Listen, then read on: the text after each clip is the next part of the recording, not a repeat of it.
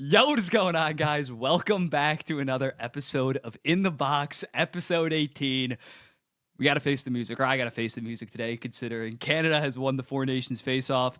That's basically all we're going to be talking about today. A little bit of like news nuggets as a result of the tournament. And at the end, we're going to give some hot takes.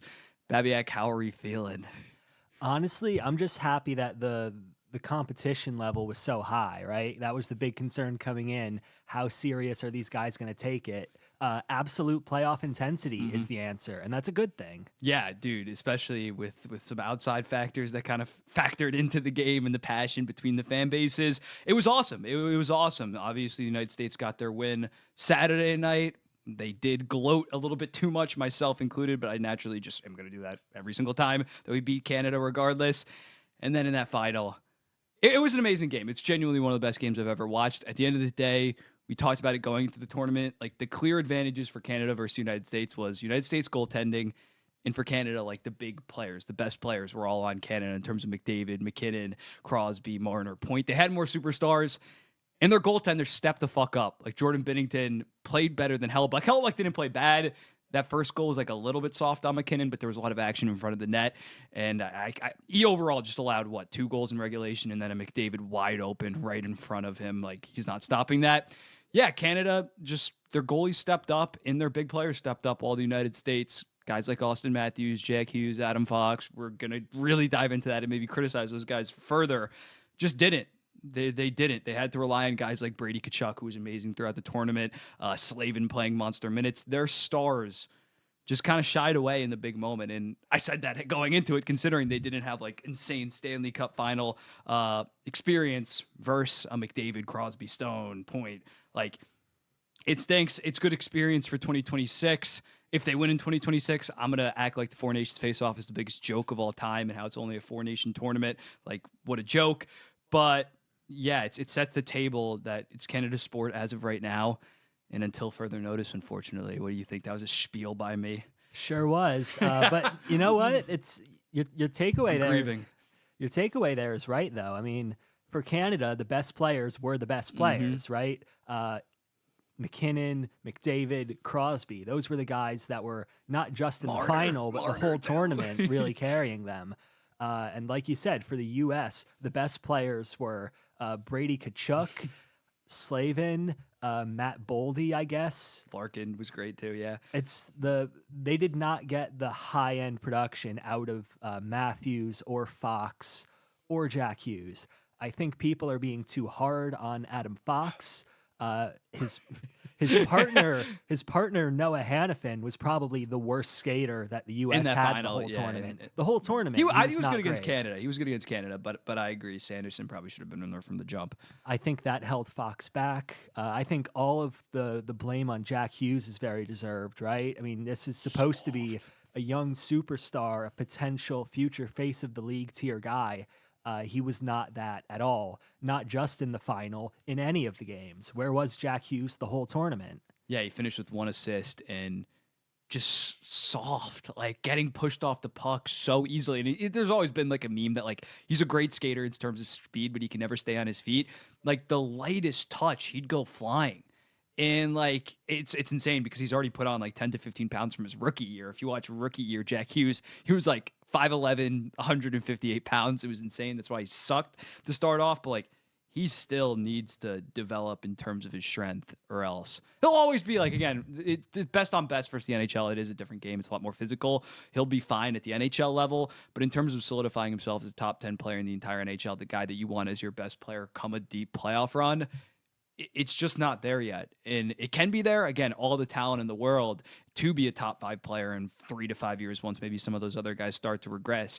But I was really disappointed. And I got some hate on social media when I posted that thing with Adam Fox and Jack Hughes. And again, both of them still very, very good players. I have defended those guys for years. So like that's where like people interpreted it as like me calling Jay Fresh called me out on Twitter. That was tough to say. Yeah. Yeah, you only got like 1,000 likes on it. But yeah, like out of context, it looks like I'm hating on them. It's just Jack Hughes, instead of a top 10 player, 10th best player in the NHL, got to recalibrate a little bit to 16 through 20.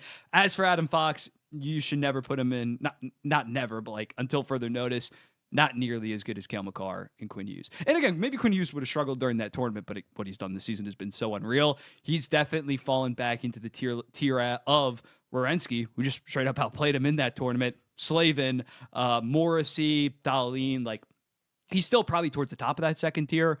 But I think based on his performance, yet again, being kind of soft, not really generating a ton offensively from the blue line, I thought that was a problem for the United States, especially in that final. Like, they were not able to keep the puck in their own zone. They just dumped it in, maybe got one look, and then it was out of there versus the Canadian blue liners were really effective at just cycling it around until they got something good. Yeah, Adam Fox, still 3 through 6 in the NHL, but rightfully so, considering he's been struggling a little bit, that he falls down. Again, it's just, to me, it's fundamentally different tiers. I don't think anything less of Adam Fox at all from this small sample size. Jack Hughes, though, I am starting to have questions on exactly what tier of superstar is this guy, because it's not the top, and it's probably not even the rounding out top 10 tier 2 superstars. That was the ambition that he'd grow into that. He's not there. Was like where I had him roughly. With Adam Fox, I will say people are killing me for saying like, oh, it's just 4 games. Last year in the playoffs, he only had 8 points in 16 games. He might have been fighting through some type of injury, but he didn't look like himself, and Ranger fans say the exact same thing. And even this season, he's been 4 through maybe 5 through 8 in the NHL. Like, I think Werenski's obviously been better. The top 2 has been better, as well as Morrissey's been better. So, like, I think it is, not saying he's washed up at 26, 27 years old, but it's not just these 4 games. You know what I'm saying? So maybe I was clinging for me. So it's more so that I was clinging on to the past of 2021 Norris winner, 2022 great playoff run, 2023 arguably should have won the Norris. But yeah, just the last 12 months for Adam Fox has kind of been a little bit rough, but still rough for him is like a top 6 through 10 defenseman, where it's not like garbage. And let's, while we're on this topic, talk about the other Rangers, because that was a big area where, you know, Team USA is trying to come in, bring some grit, maybe to balance out the Jack Hughes type thing. And that was a terrible call, because every single one of Kreider, JT Miller, and Vinny Trocheck had a bad tournament. There was not one moment where I felt like any of those guys deserved to be on the team over Tage Thompson or Jason Robertson. Yeah, the insane stat that I referenced in my YouTube video is the 6 tri-state area players finished with 1 goal, 1 assist total. Like, that is insane. Not saying that you expected a ton of offense from Nelson, Trocheck, and Kreider, but like they weren't even that effective defensively. Trocheck took a dumb penalty in that gold medal game. Yeah, it was just, we said it in the moment. I didn't hate it, but once those guys continued to not really rebound, because we thought when they were selected in December, like, oh, they're going to start playing a little bit better. They just straight up did it. And I think that's a problem. I don't know how the Olympics goes exactly, but like you cannot select the teams 2 months out, especially when it's a tournament that's in February. Like, you only got 15, 20 games to evaluate these guys. So the fact that they went with older guys that are clearly regressing to a degree, it ended up backfiring. How about you just evaluate based on like overall how they do in the NHL, right? Well, at what point in the last 3 years does picking Trocheck over Tage Thompson make sense? It just doesn't to me. But even no, I definitely still agree. Like we said that Tage Thompson was by far the biggest snub. But in fairness, Trocheck last year was point per game, playing with Artemi Panarin, heart level of Artemi Panarin. Kreider did have 39 goals, 36 assists for 75 points, and Brock Nelson had like 35 and 35. But yeah, coming into the season, first 15 games, they were looking washed. They continued to stay washed, and as a result, like, their line had like a 10% expected goals percentage in that gold medal game. It was absolutely brutal. What about the other teams? What do we think? Sweden, Finland? Sweden was the biggest disappointment for me in the tournament. We all thought their strength was going to be the goaltending. That did not work out at all. Shout out Sam Ersson. Genuinely, the surprise of the tournament is that Sam Ersson, who would not be there if everyone was healthy, Jacob Markstrom would be there if he was healthy. But Sam Ersson was the best Swedish goalie in this tournament. And all 3 of them got minutes somehow. I don't expect Sam Ersson to go on a magical run from here, but it does make me think Jacob Markstrom is probably their 1A going into the Olympics, because after seeing the way Gustafsson played in this tournament, I don't like the idea of him being an Olympic starter. Yeah, he played solid against Canada, but then that Finland game he let in a soft year too. That definitely was disappointing. With Sweden, yeah, Sweden, they're definitely more talented than Finland, but it seems like at all these international tournaments, they just can't beat Finland. I think the problem with Sweden is they just compare it to a United States or even a United States, Canada, or even a Finland. They don't really have like true superstars. They have a lot of very good offensive forwards that are a little bit on the softer side, as we saw some of the guys in the United States get exposed that are like that. Their best forward is what, like William Nylander. Now that Pedersen and Zibanejad have kind of regressed, they're arguably their best forward in the tournament was Lucas Raymond.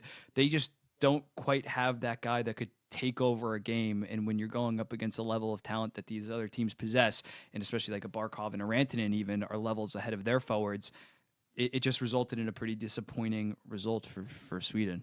Yeah, and especially to me, that first game, at least the start of it, it felt like they didn't have the intensity. Oh, like yeah, they got Sweden dogged. was that first period was brutal. Like I was getting concerned for the tournament at that point because it was so clear to me that Canada was taking this much more seriously than Sweden. Yeah, I was like, oh my god, United States is gonna get dogged on Saturday if they play like this. Like they did have an impressive showing after that first period. Like they did. They came back. You know, they brought that game into overtime. They managed to either win or bring all 3 games into overtime.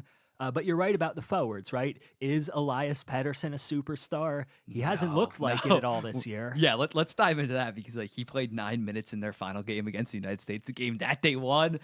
I was on team like keep Pettersson, trade Miller, just because Pettersson still has the higher upside, and I think if he's healthy, he can. But like he might just never be healthy. He has some type of knee injury. There was cameras on in the Swedish locker room, and he was icing his knee like in between periods. Like something is seriously wrong with his knee, and it might be something like that Demko, where you just can never like. There's no surgery directly to salvage it. Like I don't know what to think of this guy because as we talked about, even when the trade talks are going down, the last 12 months he has not been close to a top 50 player in the NHL. No, he's straight up based purely on what he's done in the last 12 months. He is straight up not worth his contract. If he doesn't get back to his old levels, this is a bad contract that he's on. Even with the salary cap going up, like 12.6 is still a metric shit ton of money. But yeah, for Sweden in 2026, they're definitely going to be a threat. But as we talked about, like how are they going to get over the Canada or the United States? And again, they beat the United States, but that was after the United States clinched the #1 seed overall home ice. Well, they had home ice, but like the #1 in terms of the group stage. Like I'm not reading too much into that. They didn't have Austin Matthews and Brady Tkachuk, Matthew Tkachuk as well. Like Sweden has to do some looking inward, and there's not even. Although we really like Leo Carlson, really like Lucas Raymond, it's not like they have this insane guys that by like 2030 they're going to be massively different. I guess Vigo Bjork or Ivar Stenberg, maybe they turn into superstars, but like, yeah, for the Swedish future, it is a little bit concerning. They're not going to be a tier 1 power, I don't think, even though, you know, in terms of roster depth, it looks like they could be, but just, you know, lacking the high-end guys. Finland, I really don't have much to say at all. Everyone knew coming into this tournament that they were in a really bad spot, especially with the defensive replacements. And yes, those guys really were as not good in this tournament as people expected. But other than that, I think they honestly played as well as you could have hoped for them, right? They got dogged by the U.S. The other 2 games, they looked perfectly solid. A little rough start against Canada, but then they kind of settled in and didn't give up, even when it was 4-0. Yeah, the fact that they were able to compete against Sweden the way that they did, and honestly, like at times dominated them. Like I thought they were possessing the puck far more in terms of generating offense with that blue line. Not saying that Heiskanen and Ristolainen are going to take them into that tier 1, but I think, again, what we thought going into this tournament is they always play the most cohesive, like, two-way game. I still think that, and I like winning gold in 2026, I think I would bet on Finland fully healthy, like over Sweden, just because of the way that they play. They do have those 2 superstar forwards. UC Soros, though, is a little bit concerning in terms of played like dog shit, and just what's he going to look like next year. But yeah, I think Finland has a better potential to pull off an upset going forward than Sweden. I think they're more likely to medal next year. I agree with that. Yeah, we're gonna now do Team USA keep or cut for the 2026 Olympics. I thought this would be a fun little game to play. Brock Nelson, cut. That's an easy one, right? Chris Kreider, cut. Vincent Trocheck, cut. Adam Fox. Yeah, no, you got to keep Adam Fox on this team. All right, Kyle Connor. That's a tough one, right? I'm going cut. I would keep him based on the strength of what he's done in the NHL this year. Yeah. And he's probably going to continue being strong after this, but I can't, defend. Man, he looked bad in this tournament. He was a worser version of Jack Hughes. Like Jack Hughes at least had some like nice defensive plays and stuff. Kyle Connor, I think, started on that top line and then just swiftly went to the bottom of the lineup. I think Kyle, you still should have played in the championship game if Matthew Tkachuk. I forgot to point this out. Matthew Tkachuk like playing through an injury in that championship game. So stupid. Like if he was fully hurt going into that game, that's just a selfish move. Like I hate to call him out for that. I mean, we got to talk about, at some point, we do need to talk about the injuries, right? Yeah. Because letting Matt Tkachuk We'll get back play, to keeper cut shortly. No, I mean, letting Matt Tkachuk play was either him being selfish or the medical staff being negligent. Yeah. And, it's sports. Medical staffs are negligent sometimes when it comes to, can we push this guy through? Because this is a big game, an important game. But in the context of the Charlie McAvoy situation, it's really hard for me to give them the benefit of the doubt. Mm-hmm. Like, look, that McAvoy, it's a freak 1 in a million incident. It's not the medical staff's fault that it happened, but like it kind of is maybe that they didn't catch it, right? They either didn't diagnose right what happened or they didn't run all of the tests that should have been ran that the Bruins team doctors and Boston Hospital doctors ran. Not catching that bacterial infection for several days and having him play a game through it. That's not normal sports negligence. That's like you need to fire these doctors and get new ones negligence. Yeah, and it's not a good look considering that the Minnesota Wild's doctors, Bill Guerin, brought him along. I don't know what the solution is to that. Like, do you send one team doctor? Like, do you have like 20 different team doctors with Team USA? There definitely should be more communication if they're going to bring one set of doctors. Like, have all the other team doctors on speed dial at all hours if something happens. But yeah, that was an absolute shit show. But getting back to Matthew Tkachuk, so I just gotta finish this. Like, yeah, for him to, if he was dealing with something, obviously if he re-aggravated something like bad in the game, maybe it makes some sense. But if he was as hurt as it seemed like heading into that game, and he took that spot away from Kyle Connor, who was 100%, just so stupid. Like, for the Florida Panthers, I tweeted out, Florida Panthers, their 13th forward sucks balls probably. You got Kyle Connor potentially can go in, and in a game where it ended up being an overtime game. Like, I just hate that shit. I hate that shit, especially at a best on best tournament. It's just really unfortunate. Okay, but back to keeper cut, our little game. Jake Sanderson, I say keep. I think he's probably worth keeping. I mean, you're going to have to cut some defensemen somewhere because you're assuming Quinn Hughes is going to come back. True, and lefty. Sanderson very well might end up being that guy. But nothing that I saw makes me think, get him off the team. Yeah, I think probably the 7th right now, and especially with him considering he is only 22, 23 years old, he's only going to get better from here, and he really fucking stepped up in that championship game. Noah Hannafin, the other lefty. Definitely a cut there. Yeah, when looking at it, yeah, you have Werenski, Slavin, Quinn Hughes as your 3 lefties, Sanderson as the 7th. Get Noah Hannafin the hell out of there. The fact that it did make some sense why he made it originally at the time. Jake Sanderson hadn't put together the season that he's quite having, like full season that he's having right now. But he doesn't. He doesn't really bring anything unique to the table. He's just an okay 2-way defenseman.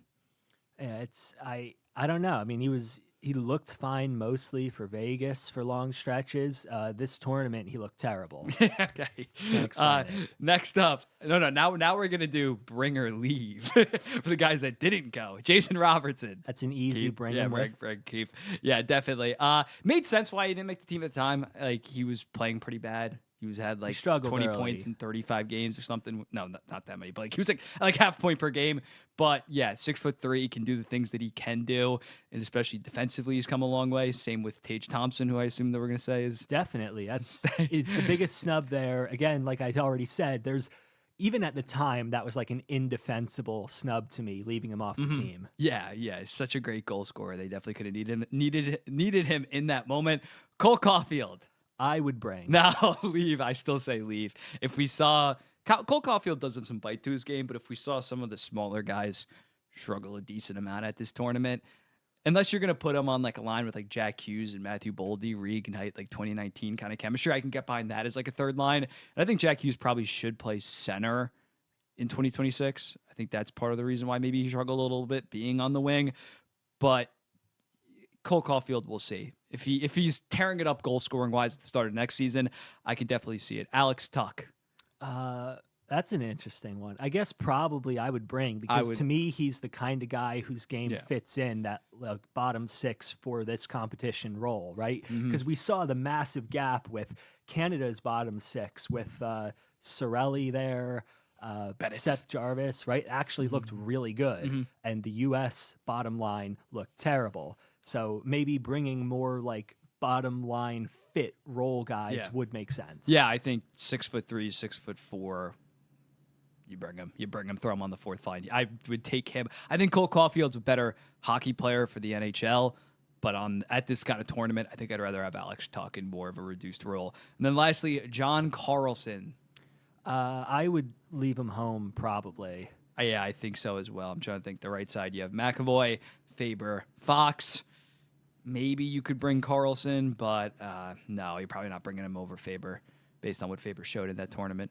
And Bill Guerin's the general manager, so it's just not going to happen. Carlson's like on the older side. I think he would be the oldest, right? USA defenseman if he was brought on there. Yeah, for sure, yeah. Yeah, so it's I don't know. It's not like he's declining so badly so quickly, but I do have questions like, what will his level be a year from now? Will it be that high to keep him on the team? I don't think so. Yeah, I think this season I probably would have brought him as the 7th defenseman. I thought that was a little bit of a snub, especially over Noah Hannafin.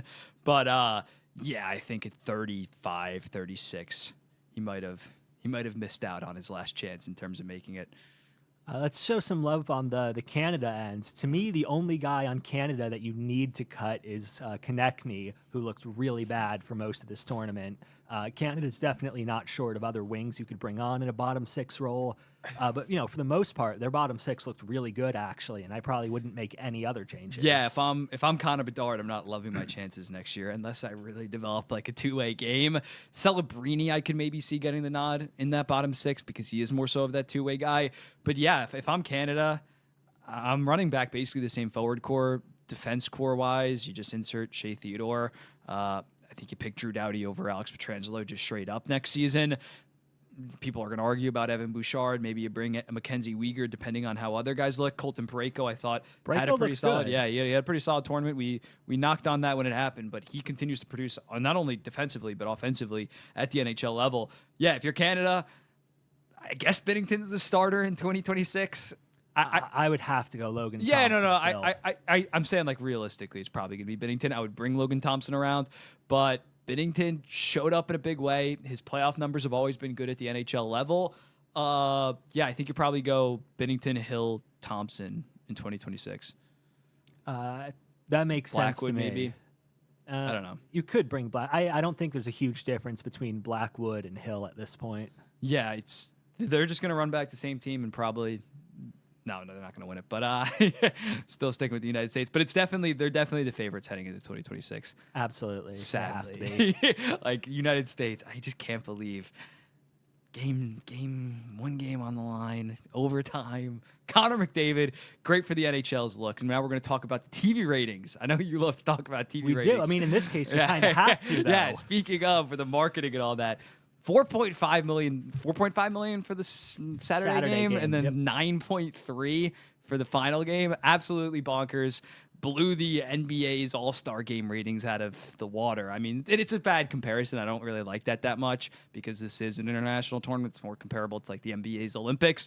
But yeah, dude, in terms of a marketing event, it doesn't get much better than this. Best on best, people that never watch hockey, and some of them are really annoying and kind of piss me off regarding this tournament. But more people are watching hockey. It was awesome in terms of growing the game in the United States. It's already big enough in Canada. It's not like it's going to grow the game there. But like middle America, average person was flicking this on during the week compared to the NBA or college basketball. Yeah, I mean, compared to the Stanley Cup Finals, more people watched the Four Nations final game than any NHL game in the 21st century. there's not a single Stanley Cup final game that got more U.S. viewers in the 2000s. I mean, this brought out the casual audience, which is good. You had Charles Barkley talking about it while covering the NBA there. It was really just a perfect storm of stuff, right? We have to talk about the politics just a tiny little bit because it would be really naive to pretend that that wasn't a factor, right? Arguably the biggest factor. the tariff issue and the 51st state issue and Trump and Trudeau going back and forth on social media definitely got more eyes on it from the casual, doesn't usually watch hockey angle. But, I think the staged fighting Saturday right at puck drop was a big factor. I think the group chat. I think a good amount of people tuned into that game, and that was the first hockey game they've watched all year. And when they saw those fights, it worked them up even more for when the rematch happened in the final. I mean, that was probably better marketing for the sport of hockey than anything Gary Bettman did this year. Yeah, it was really a perfect storm of that first initial fight, and then it was good that after that, no real fighting happened, and especially in the championship game, I didn't really want to see any fighting. But yeah, that first game delivered. The fact that they were all 1-goal games, basically, obviously the United States got an empty netter in that Saturday game. You really couldn't script it better, and even for the Americans, the average American fan, although the United States lost. One, it sets up for 2026, and two, the fact that it was McDavid, the best player in the entire NHL, the guy that made the Stanley Cup final last year, to score that goal and really just give himself the biggest moment of his career thus far was just perfect for the NHL. And it's not gonna approach NBA numbers anytime soon, or maybe even ever. But I think it definitely took a dent in the NBA's armor a little bit as the NBA continues to kind of spiral in terms of their ratings and overall product. And the NBA All-Star Game, I guess I didn't watch either nights of it, but across the board was the worst thing ever known to man. So just an awesome 2 weeks for the NHL.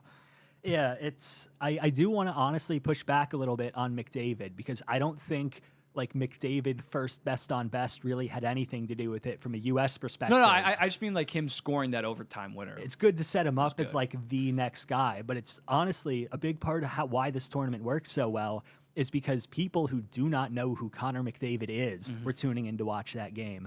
I think the average American doesn't watch hockey. If you ask the average American who's the face of hockey right now, you'd probably still get either Crosby or Ovechkin as your answer. And those people, some of them at least, did tune in to that final game. As dumb as this sounds, the average non-watching hockey fan probably thinks Brady Tkachuk's a top 10 player in the NHL. It is the face of USA hockey. The amount of times I heard the Tkachuk brothers get mentioned, are there more Tkachuk brothers? We need more Tkachuk brothers across the board. Those two guys are superstars, and you can clown them for their group chat and all that. It was funny how JT Miller threw them under the bus. Did you see that quote? How he's I'm pissed that no, he said I'm not happy. They revealed about the group chat. All the comments are JT Miller try to not hate a teammate immediately challenge. But although Brandon Hagel definitely got the last laugh in that, you should be thanking the Tkachuk brothers for creating that viral moment in terms of those fights early on. They're amazing players as well as amazing marketers, and as a result, I think we're definitely going to see. Hopefully, we get a great Stanley Cup playoffs off the back of this, and just see also monster numbers. Yeah, I mean, we saw last year that Matt Tkachuk, he's not necessarily the best or a top 5 player in the league. He's probably top 5, maybe even top 1 at this point in marketability and growing his own brand. We saw it in the finals, and the finals did pretty big numbers, even though the markets were pretty small. A lot of that, I think, again, isn't McDavid because not a whole lot of Americans even know who that is. It's Matt Tkachuk, stays in the media, gets attention on himself, has an actual big personality, makes people interested in what he's doing. It's good for the sport. Yeah. Although the Canadians can win their gold medals, we got the superstar, the media superstars between the Tkachuk brothers, the Hughes brothers. Austin Matthews isn't that interesting, but yeah, we definitely need more players to step up in that way. Don't need NBA level divas and stuff like that, sewering teammates, demanding trades left and right.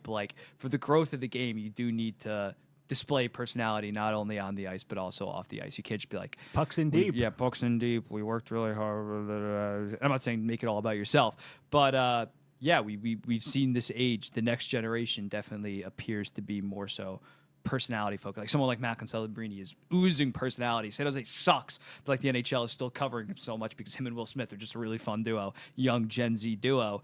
But yeah, hopefully we see more of that, and hopefully we see more monster ratings like that. Yeah, I'm really curious. No clue how much, if at all, this is going to carry over to the rest of the NHL, or if it's a kind of thing where like every American watches the World Cup, and then when it's time to watch club soccer, no one in America does it. I think that's a little bit different. Doesn't the MLS only play on like Apple TV or something like Yeah, that? Like the it's a shit MLS show. is its own issue. Yeah, there. like that's the MLS shot itself in the foot for like a quick bag, right? Basically, For sure, yes. yeah. The NHL, I don't think is. Also, wait, I forgot to point this out. The fact that the games were available on ESPN Plus and like Disney Plus and like Hulu was insane. Like I was able to stream it down here because like I didn't have to watch it on TV. I could just log into my ESPN Plus, throw it on. Like that was awesome. I'm not sure they're gonna do that with like the Stanley Cup Finals or something like that when they got big time advertisers. But the fact that it was an NHL sanctioned event, and I think that did lead to, thankfully, it wasn't IIHF, because then we wouldn't have had the fighting. And the IIHF is like way more hardcore in terms of hitting and stuff. Yeah, it was.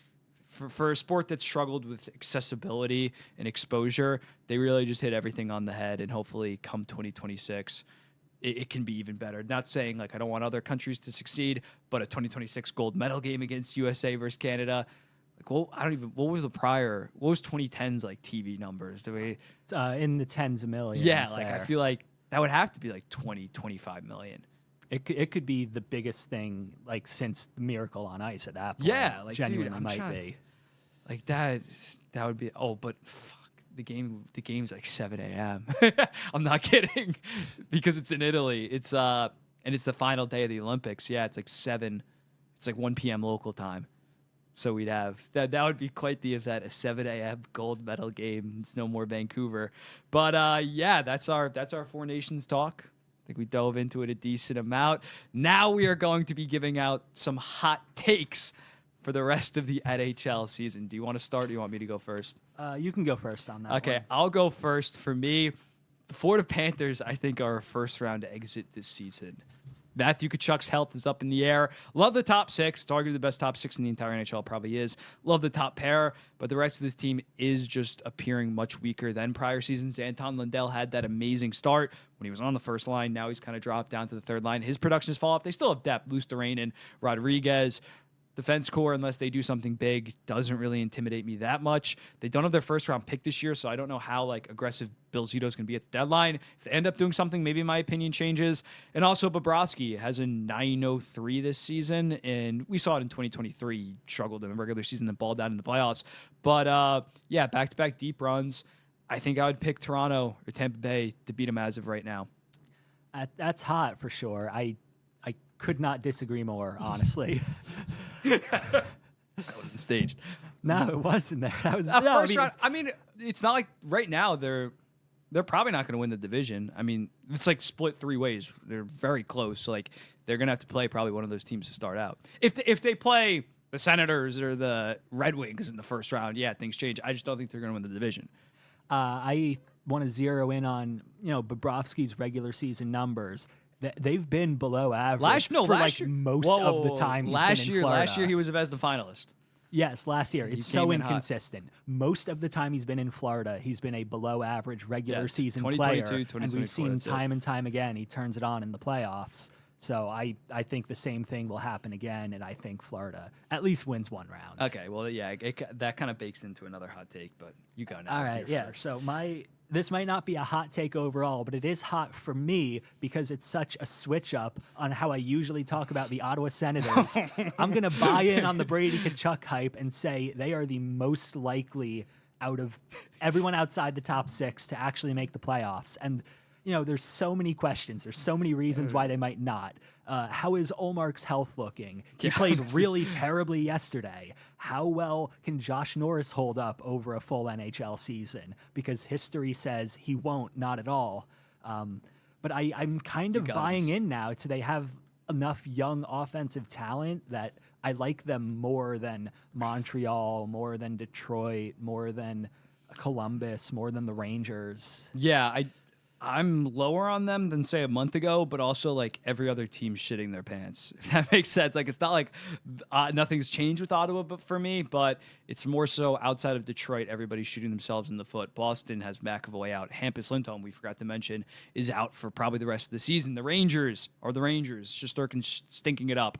Yeah, the Bruins are the real loser of the Four Nations because yes, their oh my season is God. probably done at this point. I mean, I have no idea when Charlie McAvoy is expected to come back. There is literally no precedent for he was in the hospital on IV fluids for a bacterial infection. So that might be a season-ending thing for all we know. Yeah, so Boston's done. My Islanders have been playing better of late, but I think we still agree they actually are getting healthy relatively quick. But yeah, I think the Senators will make the playoffs, but I'm a little bit lower on them than before the Four Nations, not because of the Kachuk injury, but because of Norris and Pinto. I don't really know what their status is, and they just cannot stay healthy. But yeah, I'm definitely happy that you're on board with the Senators bandwagon after trashing on it for multiple times. My next take: Anaheim Ducks pass Calgary by the end of the season and finish above 85 points. Right now, the Anaheim Ducks are 12-7-2 in their last 21 games. Calgary has been about a middling team ever since like mid-November, December. I think that Anaheim is really starting to put it together, although they're not lighting it up offensively. The goalie tandem, John Gibson did get hurt, but it's only day-to-day. The goalie tandem is so elite this season that I think that they continue to ride this momentum. They're above 500. I feel like nobody knows that. They're 25, 24, and 6 right now.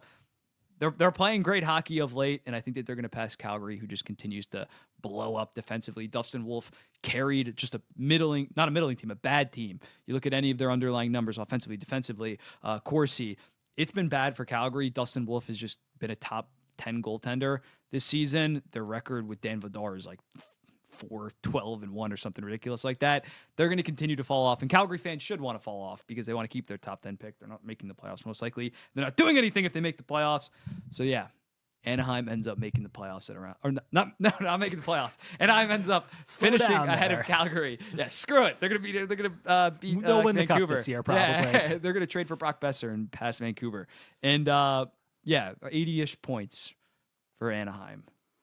I think that's possible. I wouldn't pick it, but that makes sense. Yeah, to me. they're 5 or 6 points back of Calgary right now. Yeah. All right. Bold. Come on, Leo. My hot take number 2 is another big reversal for me because I was so high on Carolina after that Rantanen trade, and now I'm not. I think that's a potential first round exit. It's tough because most likely the first round matchup is going to be New Jersey versus Carolina. And New Jersey's also, a really great team. I think. No, what? I mean, no, but of late they haven't been playing that good. Neither's been good late, but I would trust New Jersey more now. I was hoping, in my head, Aho and Rantanen are going to link up at the Four Nations and get something going. They never played on the same line, and Aho was not very good. Yeah. Rantanen wasn't great either, but there was no chance to build any kind of chemistry there. Nothing to make me believe in the project. Do I think they're going to flip Rantanen at the deadline? No, that seems like a crazy overreaction. But I don't think the ceiling on this current team is super high, as much as I thought it would be, like cup favorite high ceiling literally 3 weeks ago. Yeah, I think I would still pick New Jersey over Carolina if Markstrom's healthy.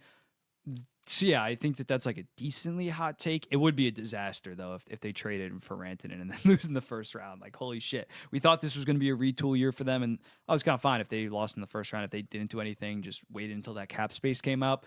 But if they move off Natchez, who has been playing so good in Colorado, and then lose in the first round, damn man, I don't blame it if they're fans. They're not going to turn on Tulsky or Brindamore, but like rightfully so, they should be pretty pissed that they can't beat New Jersey even after adding Mikko Rantanen and beating them in 5 games in 2023. They got a lot of pressure on them. Definitely got a lot of pressure on them. A lot of pressure. Okay. And then lastly for mine, building off that first one about Florida, I think Tampa wins the Eastern Conference as of right now. You look at this team, Vasilevsky appears to be all the way back with a 910 save percentage. Ryan McDonough, while you maybe would rather have Sergachev as your number one defenseman, is a far better number two for this team in terms of the defensive guy behind Hedman. Hedman's obviously much better this year compared to the prior 2 years, giving you legit top 10 play in the entire NHL. Top six is the best top six in the NHL. That or Florida, I think, is up for debate. They definitely need to add some type of third liner to give Nick Paul some type of offense. He's awesome defensively, and their bottom six is a weakness. But yeah, I think that this Tampa team is just so well balanced and has so much experience, and they still easily could win the Atlantic Division. They're like 3 points back at Toronto, so like they could get not a free pass, but like if they win the division, I think playing one of those wild card teams would be a pretty easy path to the second round. Yeah, I had Tampa when I did my updated end of season predictions, losing to New Jersey in the Eastern Conference Finals. New Jersey have kind of been tail spinning since that happened. So yeah, I got Tampa Bay making it to the finals and arguably winning. I think I like that. I won't co-sign it, but I like it. Maybe having them win the Stanley Cup right now. Woo! I don't know, because maybe it would have been Edmonton like 3 days ago, but they've been getting pumped. You saw what they lost today, like 7-3. It was brutal game. It was ugly, but yeah, I'm all the way back on Tampa Bay, swapping out Stamkos and Sergachev out, and in you get Gensel, McDonough, Geeky, Mosier. It's such a fucking win. It makes sense. It makes sense. I think Tampa is like maybe the most comfortable second group contender tier, yeah. at this point. I wouldn't put them in the top tier, but I can see it. Yeah. Hi. What's your final third take? Zach Werenski Norris. It looks like Quinn Hughes is going to miss enough time to not really factor in. I think it would be a total joke if Cale Makar wins it this year. Yes, I've seen the stats. Cale Makar has one more point than Zach Werenski. Guess we have to give it to him now. That's nonsense. That's garbage. If you look at the team situation and the talent around them, Zach Werenski carrying a really not good and also right now really injured roster to at least be hanging around in playoff contention at the trade deadline, even if they don't actually pull it off. That is so much more impressive to me than Cale Makar scored 4 more points because he's on the power play with McKinnon. Yeah, I think that's fair. I think it's an uphill battle considering they might miss the playoffs. And again, I don't think that this really should be factored in. There is such a Cale Makar voting bias. And I always cited in 2023, he missed 22 games and still was a Norris finalist with Fox and Carlson. And yeah, the Avalanche are going to be a playoff team. He has that name recognition. He's actually been fully healthy this season compared to prior years, where I think they're probably going to give it to him. But if Columbus makes the playoffs, he should win. And I know it's not an MVP award, but I think that might be what. And I know Carlson won it in 2023 with a shit team, but he had 100 points. It's going to be an uphill battle again, but he at least does have some type of narrative with Columbus, and Columbus is the feel-good story of the NHL, considering what they've had to overcome. It's possible. I think he's like plus 400 right now, so he's definitely still in the mix. You got your co-favorites, and then Werenski's still in the mix. Yeah, I mean, it's if the NHL awards as like a show wants people to care about it at all and have like a feel-good narrative with it, that maybe will also factor into like, you know, picking Werenski might be better for like the branding and the feeling. And you don't need everyone to think that way. You just need a couple voters to have that in their head when they make their decision. Yeah, and especially Colorado is not even like they're not like a dynamo. On pace for like right 98 points right now. Like they're going to safely make the playoffs. They're kind of coasting and just figuring things out after trading away Rantanen and getting some chemistry. But yeah, it's not like it's this 108-point team, division winners that have absolutely torn up offensively, historic offense. They're kind of just a middle of the pack team. So I can get behind that. Yeah, if Quinn Hughes can stay healthy, I think that he's probably the pick right now. Carr, a lot of voter bias, but it's definitely going to be interesting. Those are our hot takes. Okay, our last news topic, because I forgot to bring it up, and we're also going to dive into some Oscar predictions. They love it. They love it. I've seen the comments. You guys love seem it. to have liked our movie talk the last time when the nominations came out. But yeah, the NHL had some talks with a potential ownership group for a franchise in New Orleans. Pretty shocking. New Orleans potentially getting a team. I don't think it's going to materialize anytime soon. I've said it multiple times. I think Atlanta and Houston are all but done deals to happen announced probably within the next 2 to 3 years, fully playing by like 2030, considering Houston already has the arena that they could potentially turn into in the Toyota Center. Atlanta's finalizing a spot in North Atlanta, but Interesting spot. I can't see it working. I'm going to be honest. The Bayou, New Orleans is not quite a hockey market. They have two pro sports teams, but it's the NBA and NFL, much bigger and much more culturally relevant in that city. It's an interesting idea, but yeah, it's a no for me. It's too small of a city and just really doesn't. If you can't make it, if they failed in Atlanta with 6 million people, or it might have been a little bit less back then, they're gonna fail in a city that's a fourth of the size. I don't hate it, honestly. It intrigues me. I understand why you would want to put a team in the South, and if your logic is, well, Atlanta's already failed twice, maybe we should just do something different instead of giving Atlanta a third try. That part of it makes sense to me. They're going New Orleans is the Frenchest city in America. I don't know if that's gonna mean anything to anyone doing these calls, but that's like maybe an angle you can like if you squint at it really hard, you can pretend like, that that's appeasing Quebec. Back in the Louisiana Purchase, they were big on hockey back then in terms of the French Americans. It's not a big city, not a huge one. Yeah. It's smaller than Portland, Kansas City, and Milwaukee. All three of those are not even like the main cities being talked about for expansion, but make sense to me as potential spots. The New Orleans metro area is actually even smaller right now than Hartford, which is interesting, right? Because Hartford is the bar for like a meme of that's just straight up too small to support a pro sports team. Obviously, New Orleans does support pro sports teams. The Saints do great. The Pelicans do okay enough that you don't hear any rumors of them moving. Yeah, but that is Hartford is in between two of the biggest cities in the United States, like 2 hour drives. That has to be considered in terms of Hartford. Oh, of course, because it's the fan base is split between Boston and the Rangers, and New Orleans really doesn't have that problem. Yeah. It's not like you're driving distance from Dallas. Yeah, they basically swallow up Alabama fans. They basically get the Alabama Louisiana market basically on lock, which I don't know how many people that is, but it's probably like sniffing 10 million, roughly. Those two states, I don't know. I'm not sure, honestly. It's definitely over 6 million total. But it's interesting that we don't know who the ownership group is. It's not clear if it's like the Pelicans owner or if it would be some other group. That probably makes a huge difference, right? Because you don't want an Arizona situation where the ownership group for the hockey team is feuding with the owner of the basketball team and you're moving around to a bunch of third-rate arenas.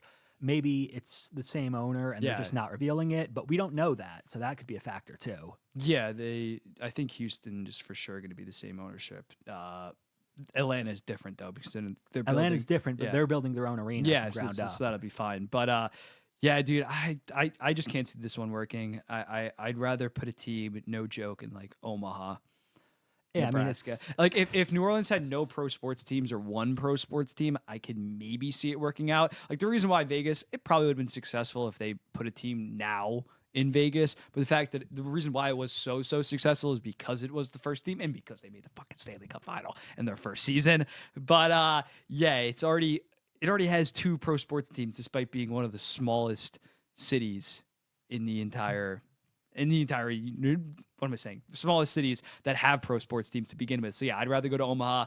I'd rather go to Indianapolis, Kansas City for sure. I'm trying to think any others. I think I'd rather go to like Memphis. As crazy as that is to say, Memphis has one pro sports team with the Memphis Grizzlies. Yeah, Memphis is just the Grizzlies. Yeah, I'd rather go back to Phoenix at that point. I'm trying to think any other cities. Portland, Maine. I'm kidding on that one, but yeah, I don't really see it working. I don't think it's going to materialize to anything. Maybe in 2050 something could happen there, but the NHL has way better prospects as of right now. Yeah, I mean the elephant in the room that it's some people might be scared to go there is New Orleans is a very not white city, which doesn't quite line up with the normal hockey fan demographic. That doesn't have to be a deal breaker. Detroit is a very not white city, and they love the hockey team. But again, there. that's Detroit's freezing cold forever, and that's like northern climate. That's what I'm more like. Hockey is built into Michigan as the state on the whole versus Louisiana. Yeah, there's no grassroots hockey playing. I'd love to know Louisiana. the amount of youth hockey players. It has nothing to do with race. How many youth hockey players there are in the Louisiana area. I wish they grow the game. Again, maybe that's why it's practical in 2050, 2060, as the NHL continues to market itself like they did during the Four Nations. But right now, it's completely unfeasible. I think Quebec City would wage war if New Orleans got a team before them, and rightfully so. Like, they would lose their goddamn minds. And usually I agree that Quebec City, they probably shouldn't go to Houston. They maybe should do Atlanta 3.0 before Quebec City. But New Orleans would be like the ultimate slap in the face, and I that would be ridiculous. I'd rather put a team in Halifax than New Orleans. I do want to say, to be fair, grassroots like youth hockey didn't exist in Nevada either before the Knights, and now it exists quite a bit because the hockey team was so successful and so popular. But you're right, of course, it's different situations. They were the first team in there. We've seen that Vegas has not been very kind to the new teams moving in or potentially moving in the Athletics case. Yeah, I think maybe, I don't know how far Houston and New Orleans is, but maybe you could plop the AHL team. I know in Dallas they do the Austin team, but maybe that's a good way to kind of beta test New Orleans. You put an AHL team there. Could be worth a try, yep. It could be half decent. So down the line, it could make sense. In the immediate, go with the massive markets in the South or northern markets that are safer for the NHL. You don't want some kind of Coyotes 2.0 where no one's showing up in New Orleans. It would be a really rough look for Bettman, especially, to do a bad expansion. I mean, Seattle isn't doing phenomenally as like an on-the-ice team, but as an expansion pick, they're doing pretty solid. Oh, yeah, Vegas, literally the most successful thing Gary Bettman's done as commissioner, that expansion. Yeah, it's going to be interesting. I think Atlanta and Houston are going to be, hopefully they don't do, they'll definitely spread it out in terms of 2 years, hopefully. Imagine an expansion draft, like this two expansion drafts in one summer. You can protect 5 players on your team. That would be nuts. But yeah, expansion is coming. It's inevitable. Now you want to do the Oscar picks? Let's do it. All right, we'll start off. Best Supporting Actor. I want Jeremy Strong to win. Kieran Culkin's going to win, unfortunately. That's true, and that's true. Yeah. I think Jeremy Strong gave the best performance of any actor in any movie this year. But for The Apprentice, based on literally every other award that's been given out, there is no way Kieran Culkin loses. Yeah, that's the biggest lock by a mile. Best Supporting Actress. I'm feeling Ariana Grande on a sneak upset here, honestly. I think the Amelia Perez discourse is so toxic right now, and Ariana makes the most sense just as like, oh, she got to sing, she got to be funny, she's in a lot of her movie. I think I'm gonna go with Isabella Rossellini from Conclave. That's like maybe it's just the person in me that wants the actual supporting actress to win. Be a supporting actress. like that's again Ariana Grande. She's a co-lead. She's basically splits it. Zoe Saldana's on screen more than Amelia Perez, Sofia Gascon. I hope that they have some respect for what the award actually is, and go with someone like Isabella Rossellini for Conclave. Best Actress. Who you got? This is like the one that I think is actually like a real toss-up, right? Like it's literally 50-50 on Demi Moore or Mikey Madison at this point. I'm leaning Demi Moore because I think she has the better narrative around it. Yeah, the movie just perfectly fits her narrative in terms of former star that kind of got discarded, not to the same level as the movie depicts. But I think I'm going to go with Mikey Madison. She won the PGA, DGA, right? The directors and producers. Honora swept there, right? Honora swept all the guilds so far. Yeah, so I think I'm going to go with Mikey Madison. I hope that Demi Moore wins, though. But Mikey Madison's awesome as well. It'd be fair either way. No Sofia Carla Gascon. Respect for Amelia Perez. Best actor. I'm going Adrian Brody. See, everything that's like evidence says it's going to be Adrian Brody, but in my gut, it's like, it's a known secret that everyone hates Adrian Brody. Like all of the actors hate Adrian Brody. He's going to have a nice little smoochie with whoever's producing it. Halle Berry's presenting this year. That's going to be fun. That's the weirdest. I wasn't aware of that until like a couple months ago. Weird, really weird. But dude, I don't think Chalamet should win. Like, I love Chalamet. I don't think he should either, but that's like, you know, the Beatty biopic, does his own singing. Yeah, I don't like biopics to begin with. And it's like, Bob Dylan is not the most emotionally complex character. Not saying your performances always have to have the most range in order to win. But yeah, it's just him doing a great Bob Dylan impression for the rest of the time. Like Adrian Brody, although I don't like the final 40 minutes of that movie, crazy, like the highs and lows that dude goes through. And although there was some AI used in his Hungarian, it is only for like 3 minutes.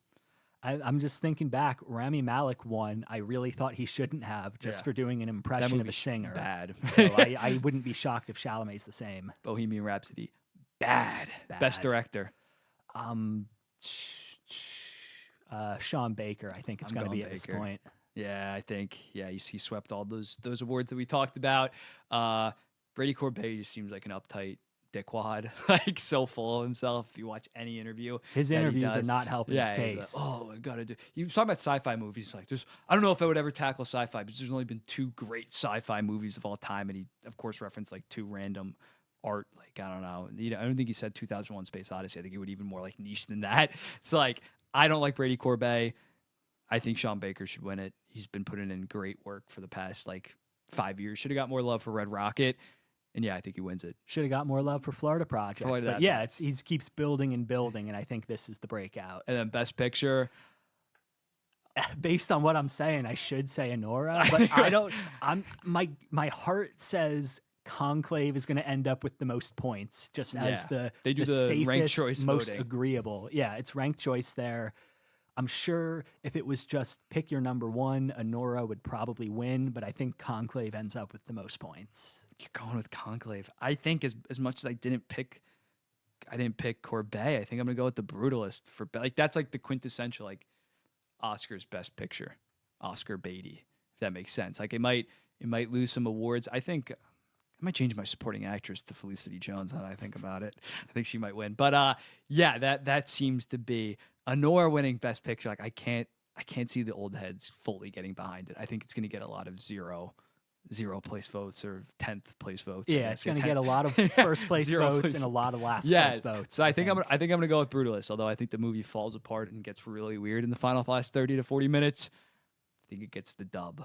Unfortunately, should be Dune Part 2. Okay, should be Dune. Villeneuve should win for best. Support a French Canadian should win Best Director. But yeah, that's the show. That's the show. We'll be seeing the next one for the Oscars debrief in a week from now. Peace.